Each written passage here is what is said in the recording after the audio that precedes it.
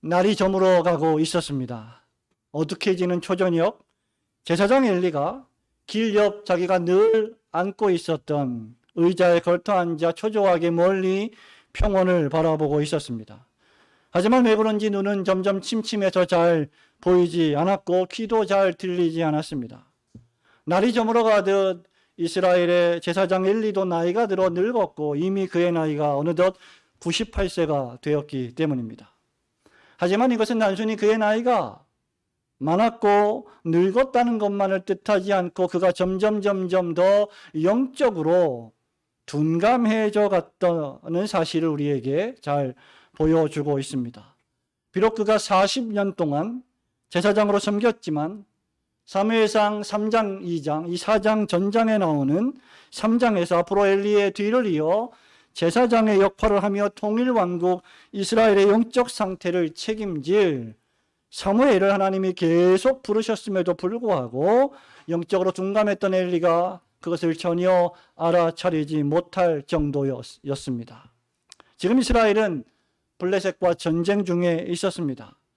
이스라엘은 이미 블레셋과의 전투에서 한 번 패한 바 있습니다. 그것도 매우 대패하여 3천, 4천 명이 군사들이 죽임을 당할 정도였습니다. 그러자 이스라엘의 장로들이 모였습니다. 이 패배가 어찌된 일이냐? 우리에게 여호와의 법궤가 없어서 패배를 당한 것이다 라고 결론을 내렸습니다.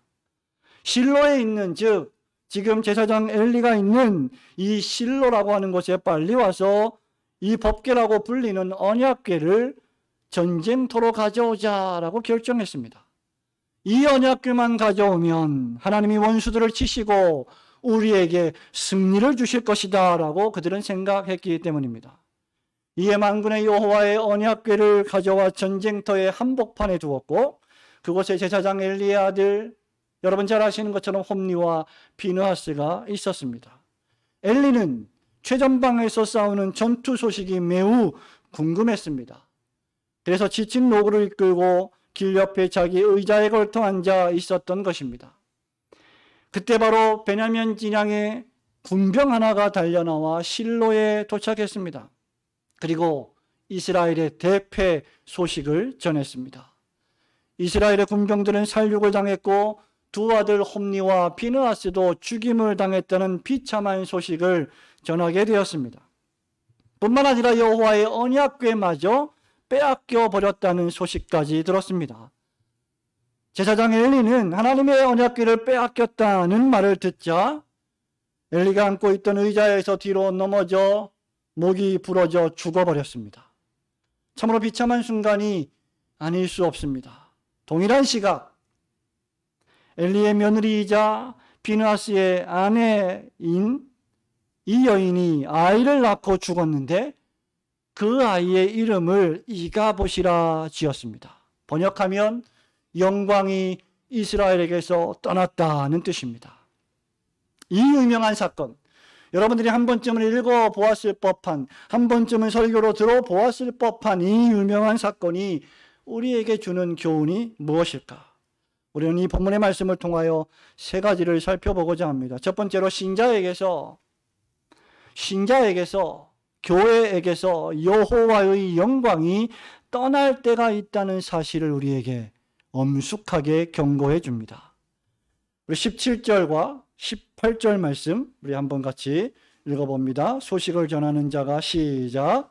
소식을 전하는 자가 대답하여 이르되 이스라엘이 블레셋 사람들 앞에서 도망하였고 백성 중에는 큰 살육이 있었고 당신의 두 아들 홈리와 비느하스도 죽임을 당하였고 하나님의 궤는 빼앗겼나이다. 하나님의 궤를 말할 때에 엘리야가 뒤로 넘어져 문 곁에서 목이 부러져 죽었으니 나이가 많고 비례한 까닭이라. 그가 이스라엘의 사사가 된 지 40년이었더라. 아멘.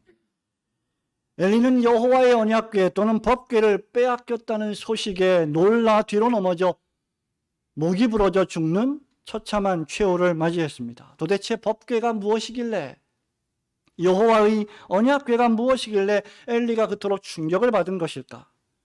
법궤는 출애굽기 37장에 잘 묘사되어 있습니다. 가로 길이 약 1m 20, 세로와 높이가 약 70cm가 되는 크기로서 금으로 온 사방을 도금한 직육면체의 상자입니다.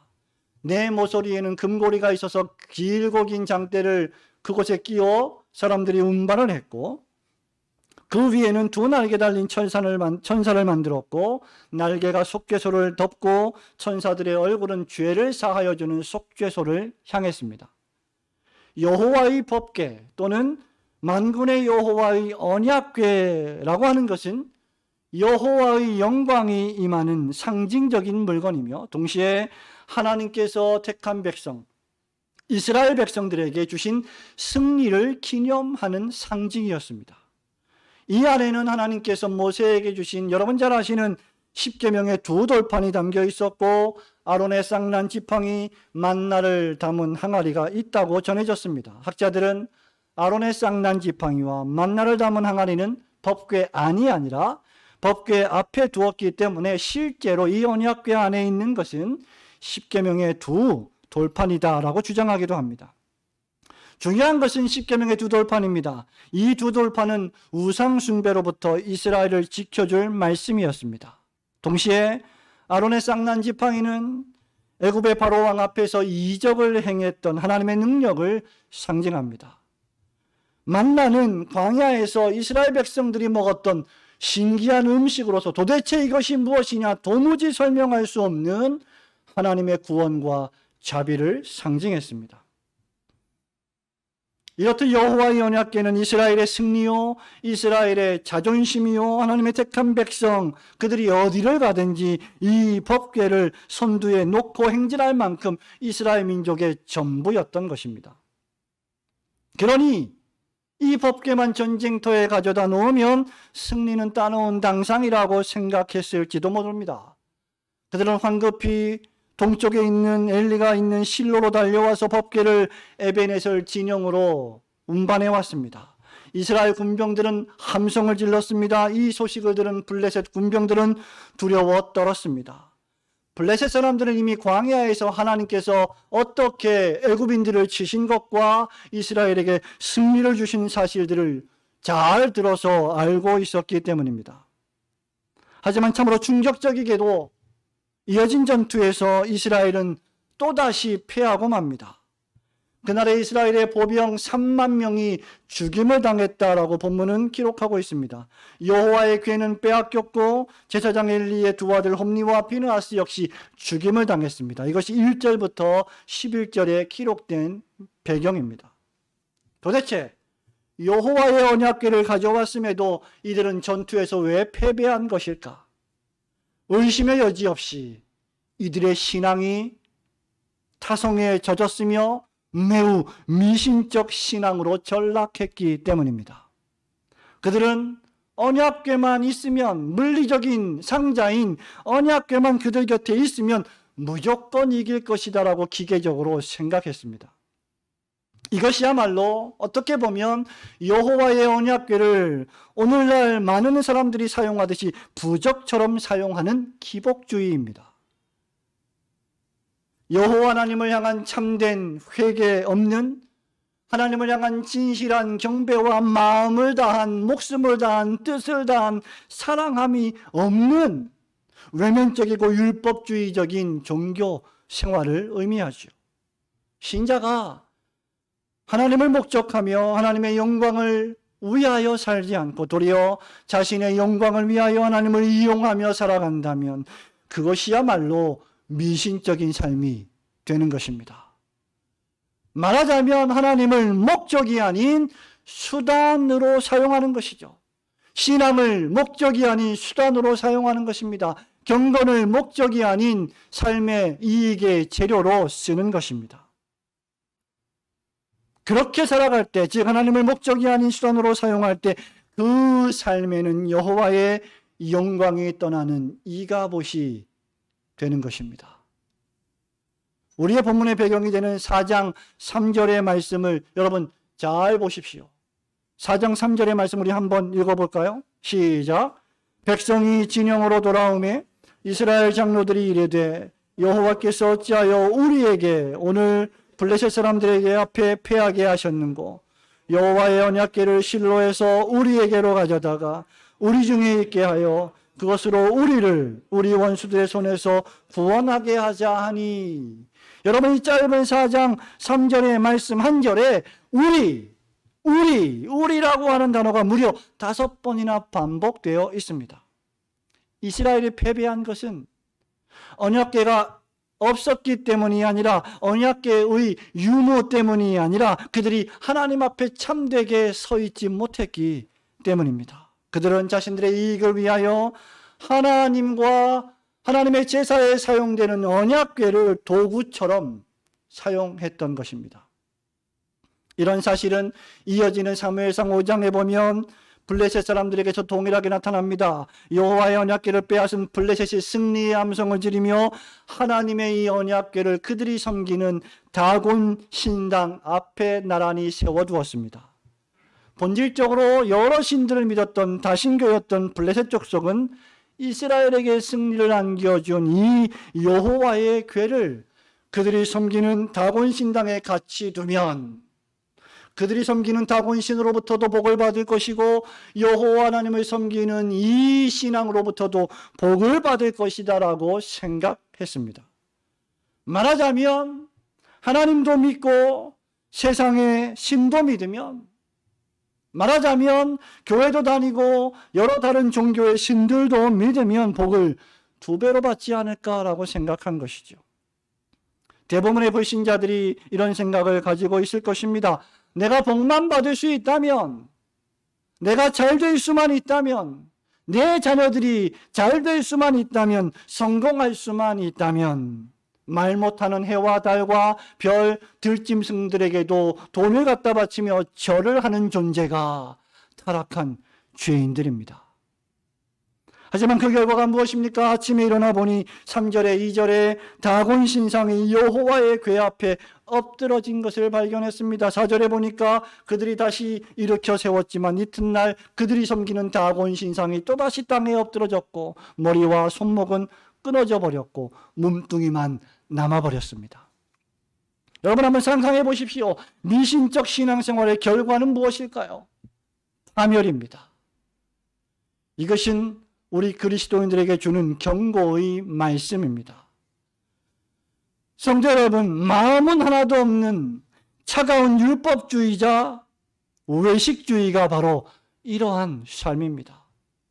그저 외면적인 겉으로만 드러나는 종교의식을 행하면 마음을 하나님께로부터 멀리 떠나게 만들면서 여호와의 영광을 구하지 않는다면 있던 여호와의 영광조차 사라지고 말 것입니다.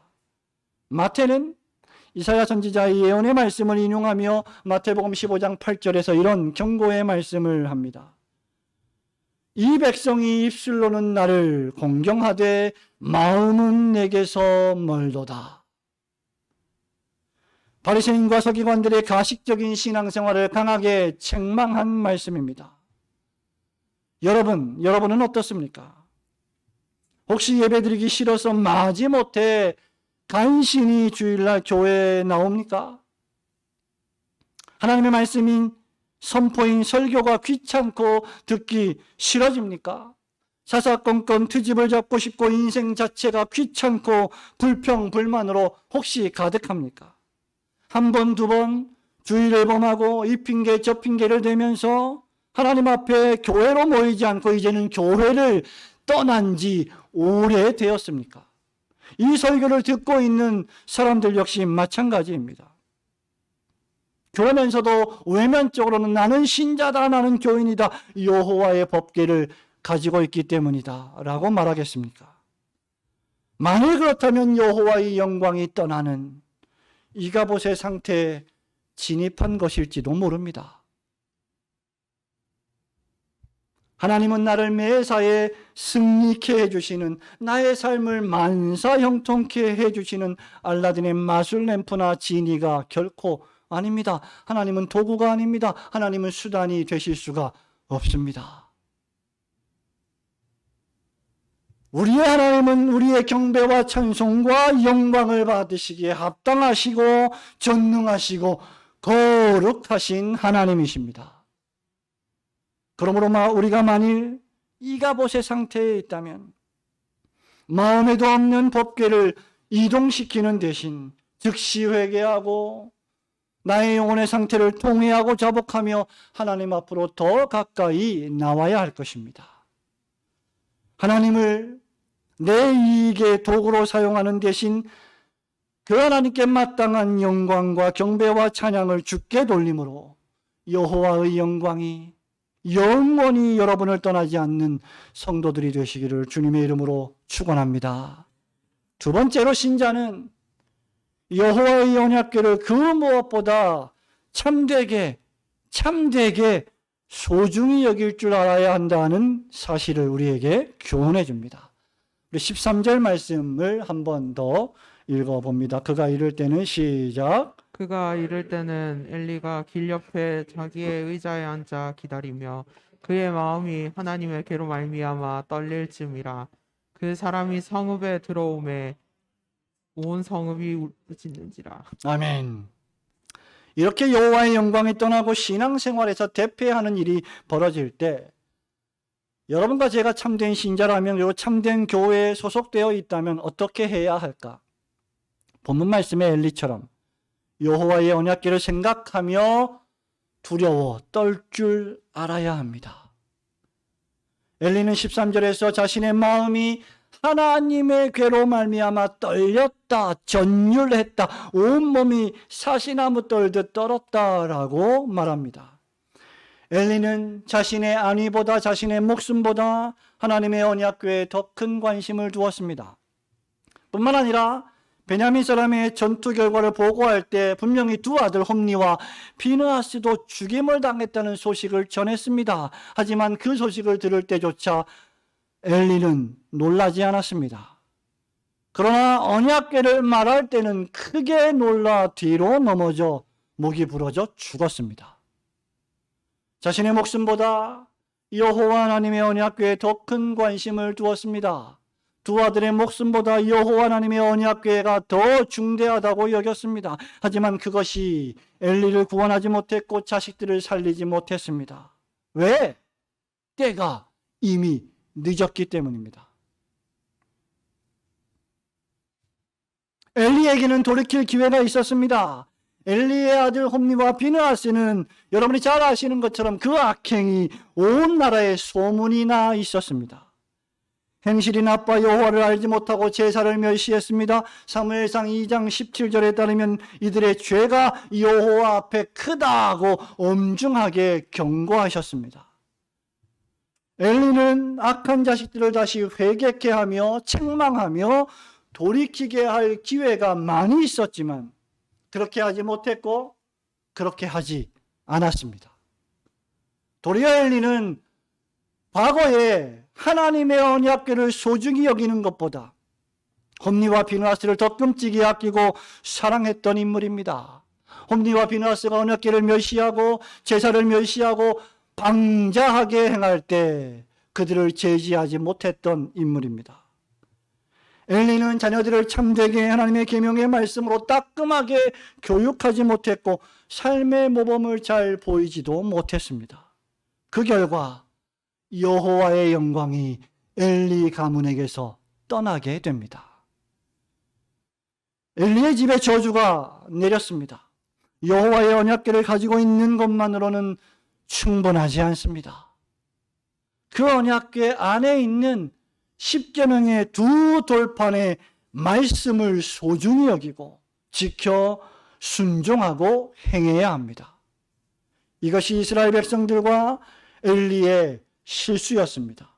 그들은 그저 여호와의 언약궤만 가져오기만 하면, 그 언약궤를 잘 모셔두기만 하면 전쟁에서 승리하고 모든 일이 다 잘 될 것이다 라고 여겼던 것입니다.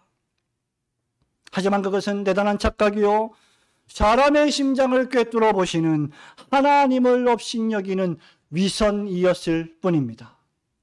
우리는 같이 호흡하며 숨쉬고 살아가는 사람들을 속일 수는 있지만 우리의 심장을 살피시는 하나님을 기만할 수는 결코 없습니다.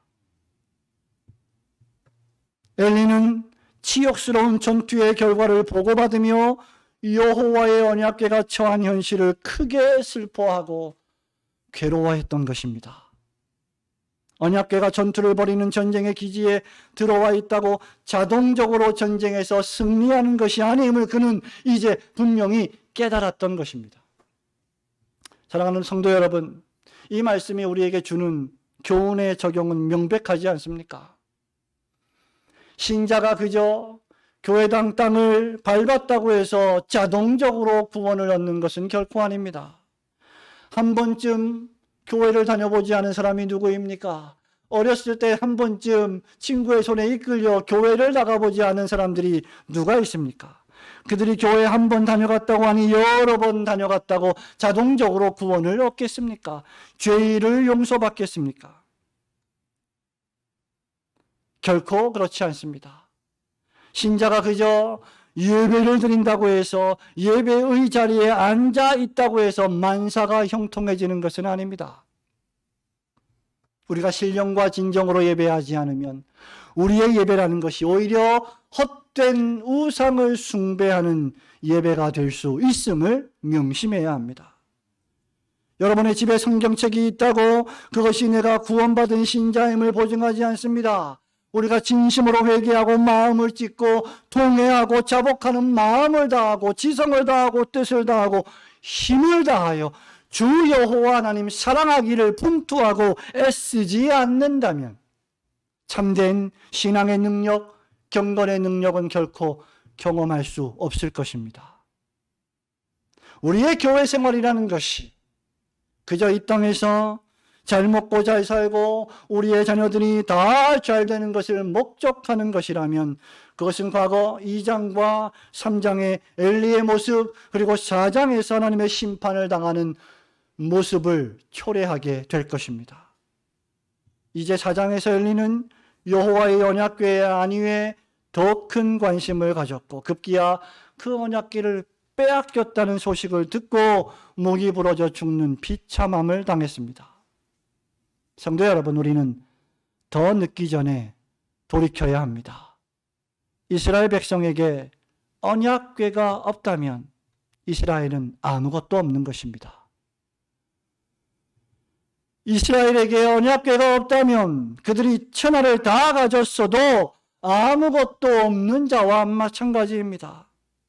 여러분의 자녀에게 복음이 없다면, 여러분의 자녀에게 그리스도를 믿는 믿음이 없다면 아무리 유명해진다 해도 아무런 소용이 없는 것입니다. 성도에게 십자가 복음이 없다면 그는 종교인일지는 몰라도 참된 성도는 아닙니다. 교회에 그리스도의 참된 복음이 올곧게 선포되지 않는다면 크고 멋지고 아름다운 교회당일지 모르지만 참된 그리스도의 교회는 아닙니다. 여러분이 가장 소중히 여기는 것이 과연 무엇입니까? 돈입니까? 물질입니까? 사랑스러운 자녀와 남편이 아닙니까? 아내가 아닙니까? 사회에서 여러분의 명예와 위신과 평판이 아닙니까? 이것들에 대해서는 우리가 그토록 예민하게 신경을 쓰면서 여호와의 언약궤에 대해서는 도대체 어떤 신경을 쓰고 있다는 말입니까? 우리가 가장 소중히 여겨야 할 것은 하나님의 말씀에 두 돌판이 담겨 있는 여호와의 언약궤입니다. 하나님의 말씀 그 자체입니다. 하나님의 언약궤를 소중히 여긴다는 것은 과연 무엇입니까? 그저 종교적으로 미신적으로 하나님의 말씀인 성경책을 가지고 다니는 것만을 의미하지 않고 우리에게 주신 그 하나님의 말씀을 매일매일 읽고 묵상하며 그 말씀을 가지고 기도하며 삶에서 그것을 실천하는 것입니다. 성도 여러분, 여러분이 매일 최대 평균 약 2시간에서 2시간 반 정도를 성경을 읽는다면 2달, 석 달 만에 신구약 성경 일독을 할 수 있습니다. 삶 속에서 그리스도를 실천하기 위해서는 하나님의 말씀을 읽고 듣고 알아야 합니다. 그렇지 않고 교회당만 왔다 갔다 한다면 우리의 삶이 종교적인 삶이 될지 모르는 것입니다. 교회당에서 함께 모여 예배하고 집으로 돌아가 가정에서 학교에서 사업장에서 사회에서 삶을 통하여 예배하는 그리스도인 움직이는 교회로 살아가는 것, 그것이 여호와의 언약궤를 소중히 여기는 것입니다. 이것이야말로 진정으로 여호와의 언약궤로 말미암아 떠는 성도의 자세입니다. 외식하는 바리새인처럼 사람들에게 보이기 위한 신앙생활을 탈피하십시오. 이제 더 이상 사람의 시선을 의식하지 말고 오직 마음으로 회개하며 중심으로 하나님의 말씀을 참되게 사랑하고 순종하시는 성도들이 되시기를 주님의 이름으로 축원합니다. 마지막으로 이 이가봇은 무엇을 의미할까요? 하나님께서 독생자 그리스도 예수를 통하여 우리에게서 떠난 여호와의 영광을 우리에게 다시 회복시켜 주신다는 사실을 암시해 주고 있습니다. 20절부터 21절, 22절 죽어갈 때 우리 같이 읽어봅니다. 시작. 죽어갈 때 곁에 서 있던 여인들이 그에게 이르되 두려워하지 말라. 내가 아들을 낳았다 하되 그가 대답하지도 아니하며 관념하지도 아니하고 이르기를 영광이 이스라엘에서 떠났다 하고 아이 이름을 이가봇이라 하였으니 하나님의 궤가 빼앗겼고 그의 시아버지와 남편이 죽었기 때문이며 또 이르기를 하나님의 궤를 빼앗겼으므로 영광이 이스라엘에서 떠났다 하였더니. 아멘. 사무엘상 4장의 마지막 부분은 더욱 비극적인 사건으로 끝이 납니다. 엘리의 며느리인 비느하스의 아내가 하나님의 궤를 빼앗긴 것과 시아버지와 남편이 죽은 소식을 듣자 갑자기 부풀려 해산을 하게 됩니다. 태중에 아이를 가지고 있었는데 본문의 긴박한 상황으로 보아 예정보다 훨씬 일찍 아이가 나온 것으로 보입니다. 하지만 이름도 모를 이 비느하스의 아내가 해산한 후에 거의 죽게 되었습니다. 출산을 곁에서 돕던 여인들이 아들을 낳았다, 정신을 차리라 라고 말해 주었지만, 위로해 주었지만 아무런 대답도 하지 않고 아무런 관심도 두지 않았습니다. 그녀는 그저 단 한마디 이가봇 이라는 외마디 비명을 지르며 죽었습니다. 비느하스의 아내가 낳은 이 아이의 이름이 바로 이가봇이었습니다. 이가봇이란 영광이 이스라엘에게서 떠났다는 뜻입니다. 히브리어로 카보드는 영광이란 뜻입니다. 그런데 그 앞에 이라고 하는 접두사가 붙으면 영광이 없다, 치욕스럽다, 불명예스럽다, 영광이 떠났다, 이 카보드가 되는 것이죠. 여러분, 영광스럽지 않다는 것입니다. 치욕스럽다는 것입니다. 얼마나 처참한 이름입니까? 도대체 어떤 엄마가 자기가 낳은 아이의 이름을 이렇게 지을 수 있다는 말일까요? 누구라도 자기가 낳은 아이에게 아름다운 이름, 영광스러운 이름, 고귀한 이름, 명예로운 이름을 짓지 않겠습니까? 그런데 이 아이의 이름이 이가봇입니다. 이유는 남편도 죽었고 시아버지도 죽었고 여호와의 언약궤도 빼앗겼기 때문입니다. 즉 그녀에게 이제 아무런 소망이 없었다는 것이죠. 성도 여러분, 이 말씀은 여호와 하나님의 영광이 떠난 인간의 비참하고 처참한 상태를 여지없이 보여줍니다. 하나님을 떠난 가장 적나라한 죄인의 모습이 있다면 바로 이 장면입니다. 이가봇. 최초의 인간 아담과 하와가 하나님의 명령을 거역하고 불순종하여 범죄한 이후에 하나님을 떠난 이래 모든 인간들의 상태가 이가봇, 영광이 없는 상태가 되었습니다. 하나님의 형상과 모양대로 지음받은 멋진 사람들이 이제는 서로 죽이고 살인하고 시기하고 질투하는 처참한 사람들의 모습으로 변해갔습니다. 사람은 하나님의 형상과 모양대로 지음받은 고귀한 존재이지만 죄와 악이 그를 더럽고 오염되고 부패한 상태로 전락시켰습니다. 급기야 하나님을 떠난 인간은 죄로 말미암아 죽게 되었고 지금 죽어가고 있습니다. 바울은 로마서 5장 12절에서 이것을 가장 단순하지만 가장 심오하게 묘사합니다. 그러므로 한 사람으로 말미암아 죄가 세상에 들어오고 죄로 말미암아 사망이 들어왔나니 이와 같이 모든 사람이 죄를 지었으므로 사망이 모든 사람에게 이르렀느니라. 한 사람의 죄가 이토록 참혹한 것입니다.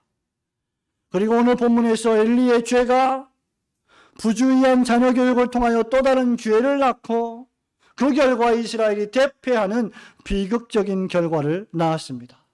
엘리와 홈리와 비느하스와 이스라엘이 이가봇의 상태가 되어버린 것입니다. 이제 그야말로 아무런 소망이 없습니다.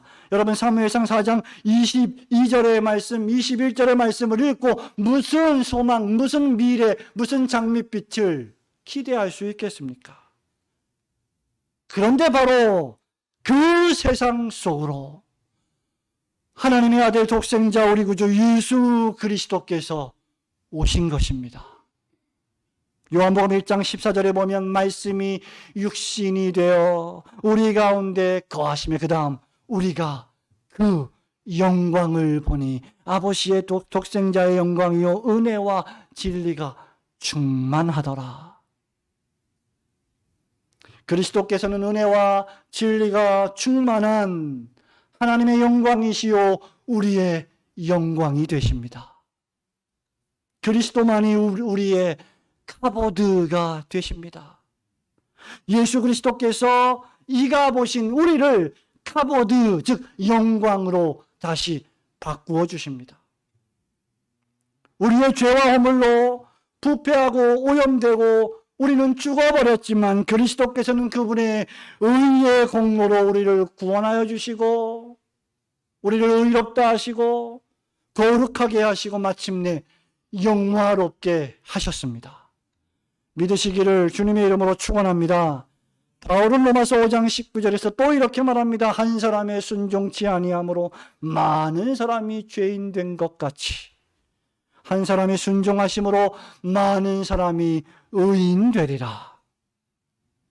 바울은 위대한 하나님의 구원의 순서를 논하면서 로마서 8장 30절에서 윌리엄 폴킨스가 하나님의 황금사슬, 구원의 황금사슬이라고 불렀던 이 30절의 말씀을 이렇게 노래합니다. 또 미리 정하신 그들을 또한 부르시고 부르신 그들을 또한 의롭다 하시고 의롭다 하신 그들을 또한 영화롭게 하셨느니라. 성도 여러분, 하나님은 영광스럽지 못한 우리를 영광스럽게 바꾸실 것입니다. 이유는 만군의 여호와 하나님께서 영광스러운 영광의 왕이시며 예수 그리스도께서 아버지의 독생자의 영광이시며 성령께서 영광의 영 곧 우리 안에 계신 하나님의 영이시기 때문입니다. 삼위일체 하나님께서 영광스러운 분이시요 우리 구주 예수 그리스도께서 자신의 영광을 버리시고 우리의 영광을 위하여 이 세상에 오셨기 때문입니다. 사랑하는 우리 성도 여러분, 말씀을 맺습니다. 제가 영국과 미국에서 유학생활을 할 때 유독 영국과 미국인들이 자주 사용하는 형용사들이 있습니다. 무엇인가 놀라운 광경을 보았을 때 그들은 glorious, fantastic, splendid, gorgeous, tremendous 이런 형용사들을 매우 많이 사용합니다. 약간의 뉘앙스가 다르지만 다 영광스럽다, 멋지다, 환상적이다, 기가 막히다 이런 뜻입니다. 심지어 축구 경기장에서 응원가로 영광이란 단어를 사용하기도 합니다. 박지성 선수가 있었던 맨체스터 유나이티드 팬들은 영광 영광 할렐루야를 바꿔서 영광 영광 맨 유나이티드 이렇게 노래를 부릅니다. 축구 경기에서 승리하는 것조차 영광이라고 부른다면 우리의 죄를 용서하시고 더럽게 부패하고 생각하는 것이 늘 죄악이며 행동하는 것이 모두 악한 우리를 죄와 부패로 오염된 우리의 마음의 중생의 씨앗을 심어주셔서 거룩하게 하시고 마침내 영광스럽게 만들어주실 그 하나님의 영광은 얼마나 더 기이하고 놀라운 영광이겠습니까? 그것이 여러분이 평생 버킷리스트인 아이슬란드나 스웨덴, 노르웨이, 핀란드 등에서나 볼 수 있는 오로라 현상과 과연 비교가 되겠습니까? 마지막 날에 하나님은 우리의 이 썩을 몸이 썩지 않을 몸으로 입게 해 주실 것입니다. 이 세상을 죄와 죽음과 사망과 살인과 질병으로 가득한 이 세상을 새로운 하늘과 새로운 땅으로 바꾸어 주실 것입니다. 더 이상 질병이 없는 나라로 옮겨 주실 것입니다. 코로나 바이러스로 숨도 제대로 못 쉬는 이 육체를 더 이상 그런 질병 때문에, 그런 바이러스 때문에 고통을 당하지 않는 몸으로 바꾸어 주실 것입니다.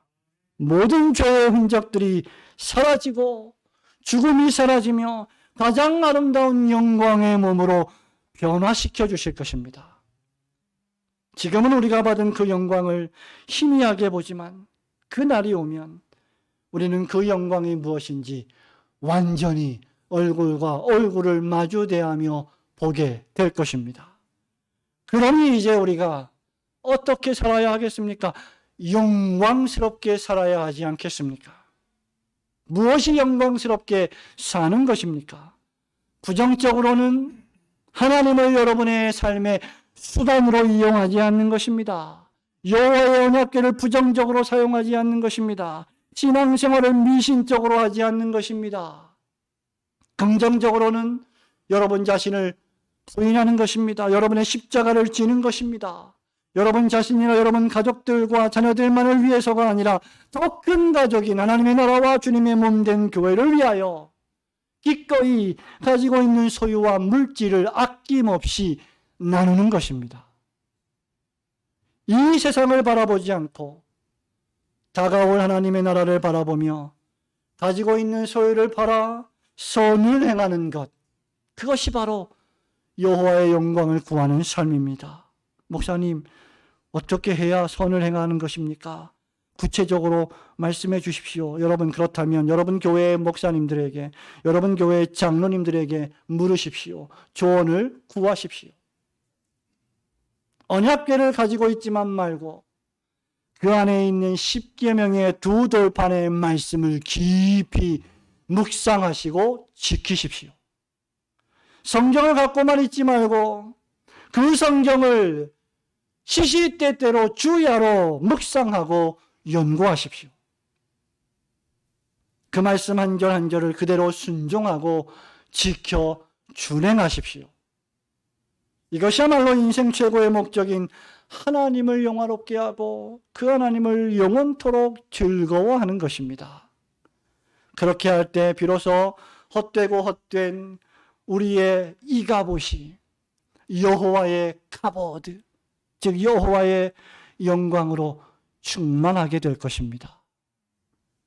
이갑옷이 되지 않고 오직 여호와의 영광이 주님 오실 때까지 함께 해야 할 텐데, 그러려면 이제 더 이상 여러분의 외식적이고 기만적이고 미신적인 교회 생활이 여러분에 있다면 오늘부로 과감히 청산하고 먹든지 마시든지 무엇을 하든지 다 하나님의 영광을 위하여 살아가십시오. 더 이상 이갑옷이 되지 않고 오직 여호와의 영광이 주님 오실 때까지 함께 하시는 한국교회, 올고든 교회, 그리고 이 예배에 참석한 모든 성도들이 되시기를 주님의 거룩하신 이름으로 축원합니다. 아멘.